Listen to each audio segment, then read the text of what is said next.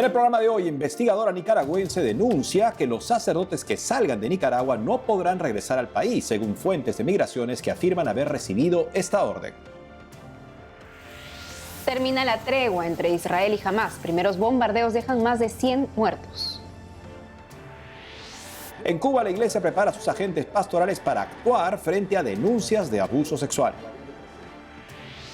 En Perú, padres de familia presentan sitio web para alertar sobre la ideología de género en las escuelas. Desde México, Canto Católico estrena himno a la Virgen de Guadalupe por los 500 años de las apariciones. Hola Natalie, cerrando la semana. Así es, Eddie, es un gusto estar contigo y con nuestros televidentes desde nuestros estudios en Lima, Perú. Gracias por acompañarnos en EWTN Noticias. Soy Eddie Rodríguez Moreno. Un gusto estar con ustedes, yo soy Natalie Paredes. Empezamos las noticias con una denuncia de la investigadora nicaragüense Patricia Molina, que indica que fuentes de la Oficina de Migración en Nicaragua le confirman que tienen órdenes superiores de no dejar entrar al país a sacerdotes que salgan de Nicaragua. La abogada y autora del informe Nicaragua, una iglesia perseguida, también dice que algunos sacerdotes fueron alertados por estas autoridades para que no salgan de Nicaragua. Hay que decir que el arzobispo de Managua asiste en Guatemala a una reunión del Secretariado Episcopal de América Central. Junto a otros 4 sacerdotes, el cardenal Leopoldo Brenes tendría que regresar hoy a Nicaragua. Ahora escuchemos un pasaje de la reciente audiencia del Subcomité de Salud Global de la Cámara de Representantes de Estados Unidos exigiendo la liberación de Monseñor Rolando Álvarez, sentenciado a 26 años de prisión en forma injusta. Me permiten darles un abrazo, no preciso ni decir. Hoy hacemos un llamamiento al presidente Daniel Ortega para que deje en libertad al obispo católico encarcelado Álvarez. Libérenlo de la prisión. Debido a la gran preocupación por el bienestar y la salud del obispo Álvarez, permítale venir a los Estados Unidos, al Vaticano o a algún otro lugar o que pueda quedarse en Nicaragua, donde pueda servir de nuevo al pueblo, predicar las buenas nuevas del Evangelio y cuidar de los más débiles y vulnerables. La vida y el ministerio del obispo Álvarez han sido un ejemplo inspirador de compasión, bondad, integridad y servicio desinteresado. En su humildad nos habla de una gratitud duradera y, cito, de una serenidad en nuestros corazones que solo puede venir de Dios, de la paz que sobrepasa todo entendimiento. Él nos anima a estar convencidos de que todo sucede para nuestro bien porque Dios nos ama y porque nosotros le amamos. Predica el amor y el perdón que Cristo enseñó a sus discípulos para que no albergaran resentimiento y perdonaran siempre. Transmite esperanza y humildad al pueblo de Nicaragua y a los pueblos del mundo. El obispo Álvarez es un hombre inocente que está soportando un sufrimiento indecible. Hoy hacemos un llamamiento al presidente Daniel Ortega para que lo libere de la cárcel y deje en libertad al obispo Álvarez. Let Bishop Alvarez go. Varias fotos de Monseñor Rolando Álvarez en revisión médica fueron publicadas este jueves por el Ministerio de Gobernación de Nicaragua. Según informaron, es parte de los protocolos de atención médica y exámenes de laboratorio al obispo de Matagalpa en el penal de máxima seguridad conocida como el Chipote. Los reportes publicados muestran resultados de hemoglobina, glóbulos rojos, colesterol, entre otros. Médicos privados consultados por 100% Noticias coincidieron en que los valores difundidos no concuerdan con la apariencia del prelado en reciente video. Pálido, demacrado y bajo de peso. Los médicos dicen que Monseñor Álvarez debería recibir una evaluación médica de parte de la Cruz Roja Internacional y de un profesional designado por la Comisión Interamericana de Derechos Humanos. Me permiten darles un abrazo, no preciso ni decir. Ahora nos vamos a Tierra Santa para contarles que el ejército israelí reanudó las operaciones de combate contra Hamás, acusando al grupo extremista de violar el acuerdo de tregua al disparar contra Israel. El anuncio se produjo momentos después del cese al fuego de 7 días para liberar a los rehenes y excarcelar a palestinos. Los primeros bombardeos, según el Ministerio de Sanidad de Gaza, controlado por Hamás, mataron ya a 109 personas.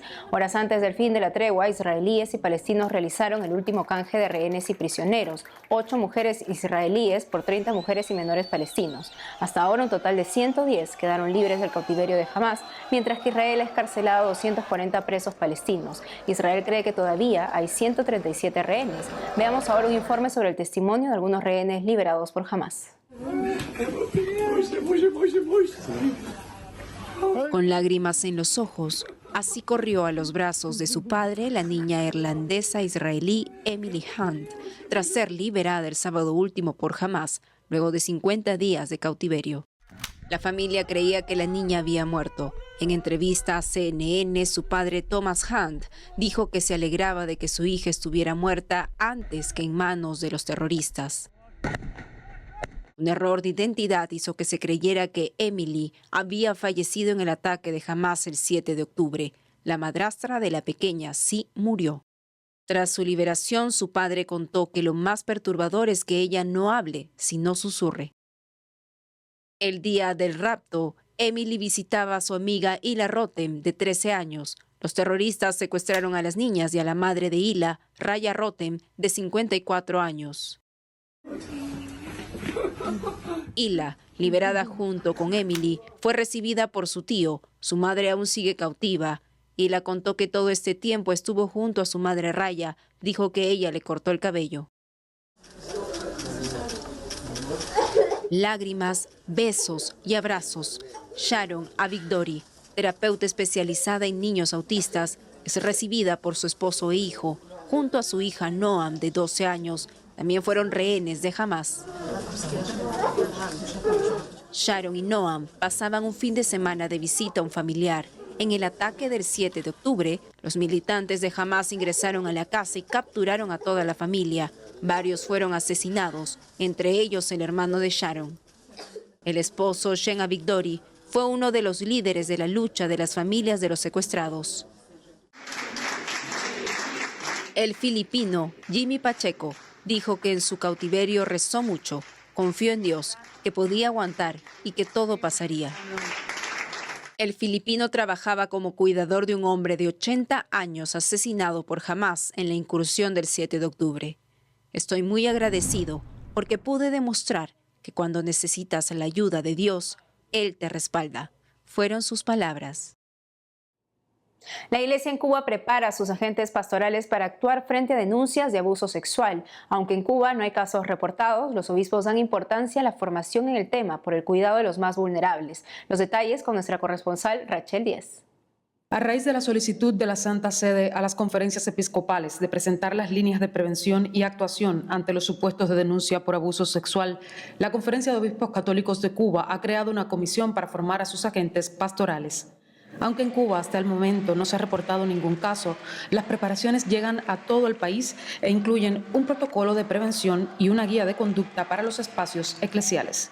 El Papa Francisco ha sido enfático en que el abuso sexual también trae aparejado un abuso de conciencia o de poder. Y en las líneas guías de la Conferencia Episcopal Cubana, pues se ha abarcado de una manera integradora, una manera muy amplia, esta prevención. La prevención que establece la línea guía a partir de líneas generales se concreta en el llamado Código de Conducta, que son un conjunto de reglas que hay que establecer en todos los espacios de la Iglesia Católica Cubana. Bien sea una parroquia, bien sea una convivencia, bien sea en el trabajo de adolescentes, de jóvenes, de catequesis, también en estos lugares asistenciales donde hay adultos vulnerables, en situaciones de vulnerabilidad o que presentan una discapacidad. Bien, ¿por qué? Porque lo que estamos buscando son lo que se conoce como espacios eclesiales seguros. La metodología de espacio seguro no es nueva para algunas congregaciones. Tal es el caso de la Compañía de Jesús, quien viene incluyéndola en sus obras desde hace algunas décadas. Esta, por ejemplo, es una sala infantil perteneciente al Centro Loyola Reina de La Habana Vieja. Existe desde 2016 y fue construida con un sistema de vidrieras que permiten observar desde el exterior todas las actividades que se realizan con los niños. La Compañía de Jesús en Cuba viene tratando el tema del cuidado y protección de menores y personas vulnerables desde hace aproximadamente 2 décadas. Fue como se establecieron los primeros protocolos y orientaciones de procedimiento. Para todas las regiones de la provincia del Caribe tenemos básicamente dos materiales normativos.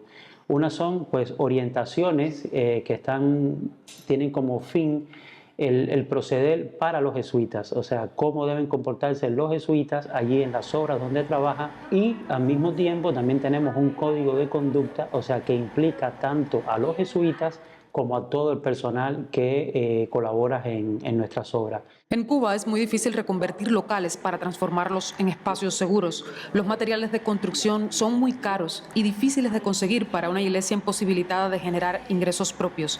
No obstante, la formación para la prevención se pretende más allá de las estructuras físicas, en búsqueda de una ética del cuidado y de la relación. También se ha formado un equipo multidisciplinario para el asesoramiento de los obispos en estos temas. Son sacerdotes, religiosas y laicos, o sea, los tres estados de la vida cristiana, que además se especializan en psicología, en derecho, en espiritualidad, en pedagogía, o sea, que son, en algún caso tenemos incluso un médico forense, o sea, son personas que van a asesorar a los obispos en estos temas, pero además son las personas que conforman los canales de escucha. Los documentos y las líneas de acción para responder ante un presunto delito incluyen el abuso sexual, así como el abuso de conciencia y de poder. En ellos se contempla a niños, ancianos, adolescentes, personas con discapacidad física o intelectual y personas sensibles a la manipulación de conciencia y de poder. Ahora bien, ¿cómo se actuaría de presentarse un caso? Pensemos en el ejemplo más tristemente mediático, de clérigo a persona vulnerable. ¿Es creíble lo que nos están diciendo? Sí, pues inmediatamente ya se dicta también un decreto por el obispo y empieza todo lo que es la fase de recoger la prueba. Una vez que se ha recogido toda la prueba pertinente, pues se da por concluida la investigación y en este caso se remiten las actuaciones con el voto del obispo al dicasterio para la doctrina de la fe. Siempre se le advierte desde el momento de la denuncia a la persona interesada, quien la está haciendo, que tiene el derecho a promover esta misma cuestión en la vía penal, es decir, ante las autoridades nacionales. La Iglesia en Cuba abre sus canales de escucha centrada en la prevención y informar a agentes pastorales que puedan actuar si apareciese algún caso. Igualmente tienen previstos servicios de acompañamiento para posibles víctimas y sus familiares en caso de que lo soliciten. En La Habana, Cuba, Rachel Díez, EWTN Noticias. Al volver desde México, Canto Católico estrena video de su himno a la Virgen de Guadalupe por los 500 años de las apariciones. Además, hoy es la fiesta de San Carlos de Foucauld, eremita y místico francés que dejó todo por seguir a Cristo.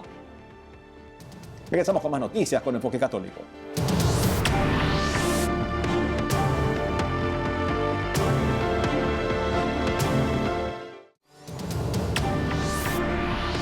Estamos de regreso y les contamos que en Perú, padres de familia se organizaron para crear un sitio web para hacer frente a la ideología de género en los colegios. Sobre esto y más nos cuenta nuestra corresponsal Bárbara Socorro.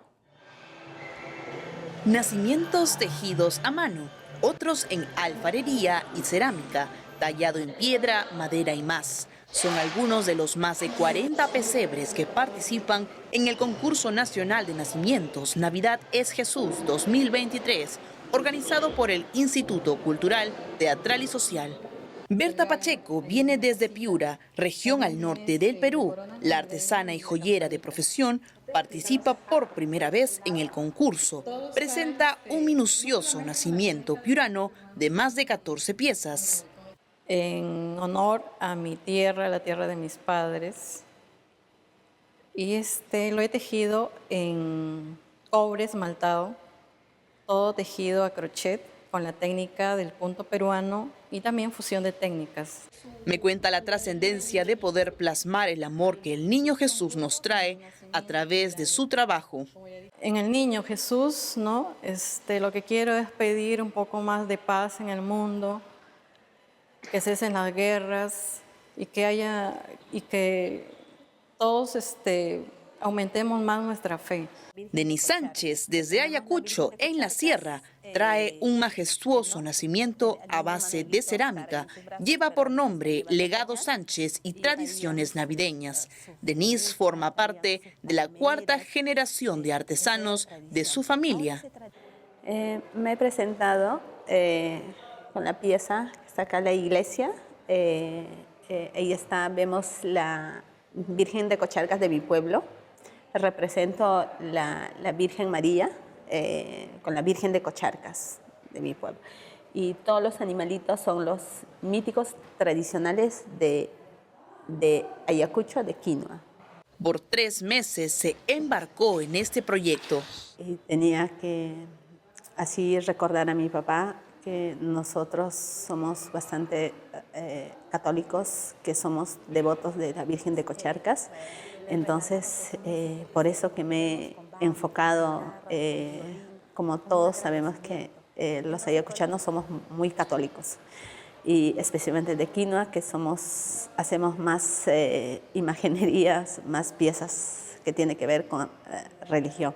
La exhibición concurso en la Casa O'Higgins es una oportunidad para prepararnos para la Navidad. Me parece fabulosa, extraordinaria, y la verdad que las manos, el arte del pueblo peruano en expresión de nuestro Señor Jesucristo es fabulosa. Bueno, es maravilloso. El arte de las personas, como plasman cada cosita, su mínimo detalle, es maravilloso. Se siente muy bonito. El Concurso Nacional de Nacimientos, Navidad es Jesús, se encuentra en su 19ª edición. En el 2024 cumplirá 20 años de realizarse de manera ininterrumpida y de reflejar el nacimiento del Hijo de Dios en 46 nacimientos provenientes de todas las regiones del Perú. Al cierre de este informe, el nacimiento Legado Sánchez y tradiciones navideñas quedó entre los 5 finalistas del certamen. La exhibición va hasta enero del 2024. Por otro lado, este jueves fue lanzada la plataforma Padres Peruanos. El sitio web promueve el derecho de los padres a ser los primeros educadores de sus hijos. Daniel Armas, coordinador de la plataforma Padres Peruanos, explica que es una iniciativa para instruir y poner en alerta a los padres de familia sobre la ideología de género, una corriente que niega la existencia del sexo biológico, tipo de pensamiento que los gobiernos intentan transmitir en las escuelas. Van a tener charlas informativas, ¿ya? Charlas formativas, y también nosotros a través de nuestras redes sociales y también de los grupos y las comunidades de WhatsApp que tenemos, ¿no?, entrelazados a nivel nacional, vamos a dar la información y vamos a estar pendientes de lo que va a pasar. Entonces, ¿el padre qué va a tener? Va a tener siempre en este espacio la información digerida como para poder estar alerta y estar al tanto de lo que va pasando con la educación de sus hijos. Para ser parte de esa plataforma, visitar la página www.padresperuanos.p. En Lima, Bárbara Socorro, EWTN Noticias. Cada 1 de diciembre, la Iglesia Católica celebra a San Carlos de Foucault, eremita y místico francés que dejó todo para seguir a Cristo. Desde Costa Rica, el padre Juan José Paniagua, sacerdote sodalite, nos cuenta más del santo. Veamos.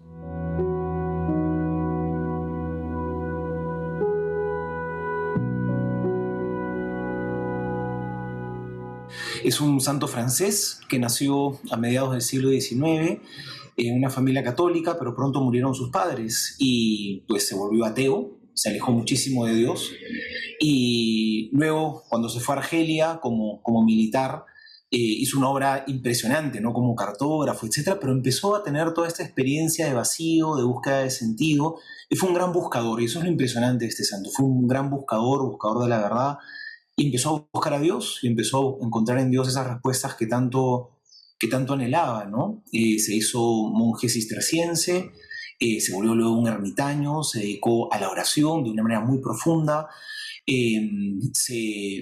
Dentro de toda esta espiritualidad vivió la pobreza de una manera impresionante, vivió también de manera muy cercana con muchos musulmanes, a quienes quiso defender, a quienes quiso también evangelizar, quiso fundar una congregación religiosa, pero no lo logró y nadie lo quiso seguir, porque incluso no es que todo le salía bien, fue una vida difícil también la que tuvo.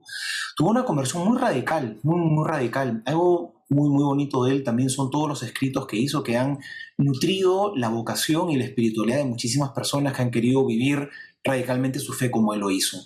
Finalmente murió asesinado. Fue canonizado hace poco. El Papa Francisco lo canonizó en el año 2022. Fue beatificado por Benedicto XVI en el año 2005. Y creo que es un ejemplo para nosotros de una persona que busca a Dios con toda su fuerza, que busca pues la fe, que busca encontrar respuestas en su vida, y una vez que las encuentra, se compromete del todo, pero del todo, con la verdad que ha encontrado, no a medias tintas, sino con todo su corazón.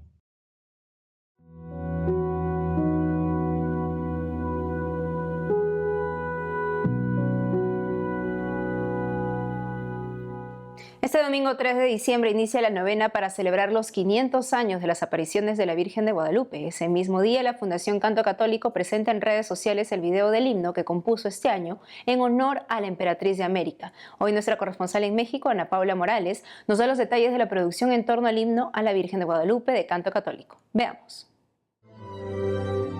En el atrio de la Basílica de Guadalupe, con la moretita del Tepeyac al fondo, está todo listo para la grabación del himno de la Virgen de Guadalupe por los 500 años de las apariciones.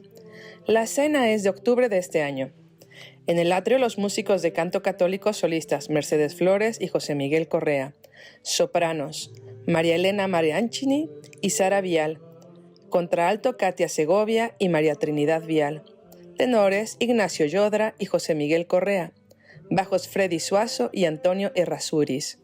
Fue un canto con el que muchísima gente pudiera acercarse y conocer la relevancia de esta aparición, con todo el mensaje que ella quiso darle, ¿cierto?, a los indígenas, a los pueblos indígenas existentes a la llegada de los españoles, y con todo lo que eso implica también para nosotros hoy día, porque sigue siendo muy importante y muy actual el mensaje que nos trae la Santísima Virgen.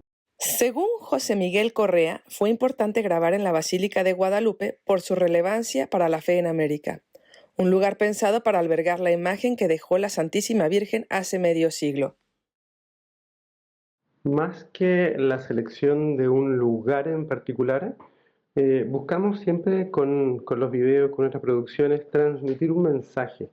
Y claro, coincide en que cuando buscamos lugares santos, iglesias, procesiones, imágenes, buscamos también siempre articularlo con la belleza. Con el aporte de la gente de la mayoría de devotos de la Guadalupana en el mundo, se financió la producción. En octubre desde Chile, los músicos de canto católico llegaron a la Ciudad de México para realizar el videoclip del himno a la Virgen de Guadalupe.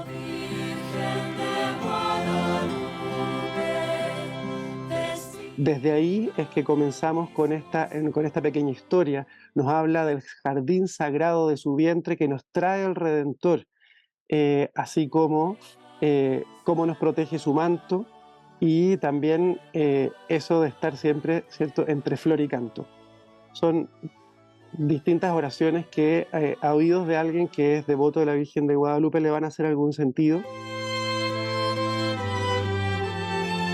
Asesoró la realización Monseñor Eduardo Chávez, director del Instituto Superior de Estudios Guadalupanos y postulador de la causa de canonización de San Juan Diego, el vidente de la Virgen. Juan Pablo Rojas compuso música y letra. Los arreglos fueron de Juan Guillermo Negrete, ambos de la Fundación Canto Católico. Destacan la flauta dulce, guitarra, violines, violas, chelos y un órgano.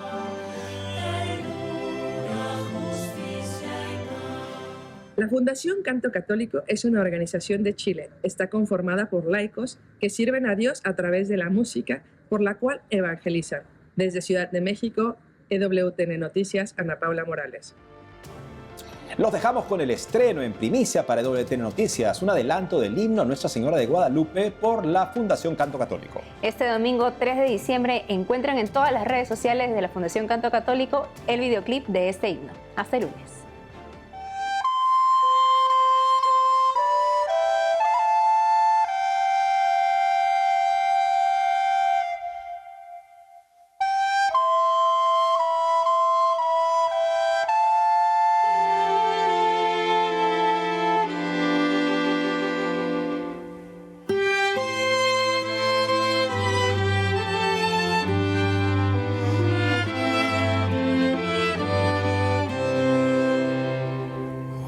Virgen de Guadalupe, doncella del Tepeyac, consuelo de nuestro llanto y amparo ante todo mal.